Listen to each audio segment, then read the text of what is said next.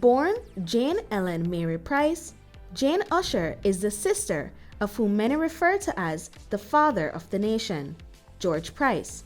But through her service to the Belizean public and contributions to the exponential growth of the credit union movement, she has made a memorable name for herself. She began as a clerk in 1944 and climbed the ladder, becoming CEO in 1956. Through her competency and hard work, the institution flourished. I remember that when I was told by the Bishop of Belize that I had to take over the credit union, I couldn't even make out a deposit slip. Because the person I left in charge was not able to continue. And they gave me the credit union. And I just stayed there and worked, and I'm happy to have made the first million. Then I made the second million and the third million. And don't ask me how many millions we are now. But I'm still there. Miss Jane worked diligently to grow the H.R.C.U, but she is revered for her work in politics and government as well. She served as Deputy Minister of Health, Housing, Cooperatives, and Credit Unions. She would assume the role of President of the Senate in 1989. According to her son, Francis Usher, service to others was a core value she instilled in them. Well, they raised us from childhood to help other people, first starting with the family and then outside. And it just got in us, and we just kept on going. No?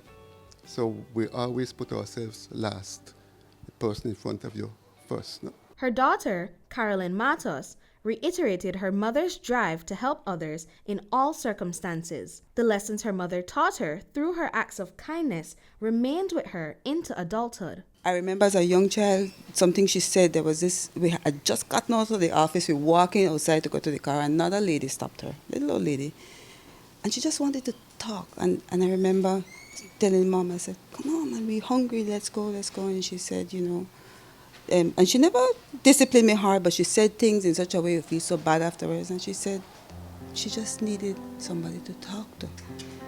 And I said, but we hungry, you know? And she said, but no. She said she probably didn't have anybody. And she just wanted to. He said, you know, sometimes Pete, because they call me Pete, he said, you know, you have to give somebody else. And it's not always about you all. She is fondly remembered for her interpersonal skills and her ability to liven up a room. Her son, Robert Usher, believes it was part of the reason people gravitated towards her for assistance. I think her success at the credit union has been that she's a people person. Miss Jane walks into a room and she lights the room up because she is very vocal.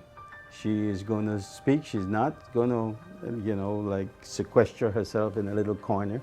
She's going to get out there and she's going to talk to you. And she will let you open up. And when you open up, you will relate to her your concerns, your fears, your desires, and she will then assist you in trying to find solutions to those desires that you have. The legacy is not supported solely by her children, but also by the people she worked with. The staff at the H.R.C.U. looked forward to greeting her whenever she stopped by. I've known Miss Jane now for the past 5 years, going on 6 years working here at the institution, and I've never one day had a disappointment while working here. She greets me every morning I go in her office. I always give her a kiss on her cheeks. She's a very lovely lady. Any person that will be around her will always leave and say Miss Jane is one of a kind. Miss Jane is full of life. She's truly an inspiration to everybody. She's the first face that we see in the morning. Your morning doesn't start until you tell her good morning and you see her. The attitude of kindness and hospitality is a lesson that she also passed on to her staff. She's taught me how to talk to people, how to treat people, how to do my finances, how to spend my money. She's taught me that the credit union was built on trust. Jane Usher helped shape a generation of Belize's national leaders, inspiring them to lead with kindness for the love of their country.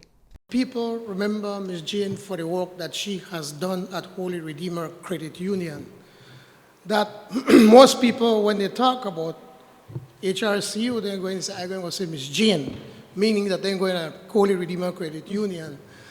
And it was amazing the life that she had, that she worked probably until sometime early this year when she had a spill and broke her pelvic bone.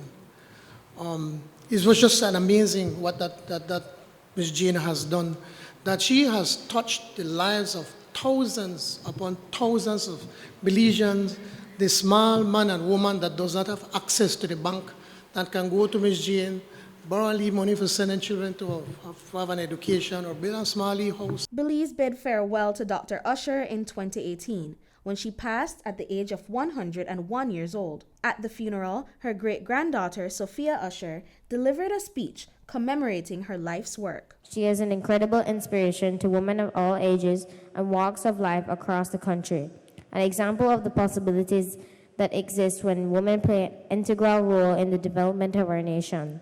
It is on the very formidable legacy of women like Ms. Jane that we stand in our efforts to achieve parity for women and girls in this country. We are forever grateful for her service. Ms. Jane is truly without comparison. I don't know if she will ever join her brother in having official conferral of the status which befits her legend. Dr. Jane Usher believed that after she left the earth, her legacy of kindness would live on in memory. I think they will remember me for what I really did in life. Besides the credit union movement, the people that I have helped, the people that have come to me for help. Brittany Gordon for News 5.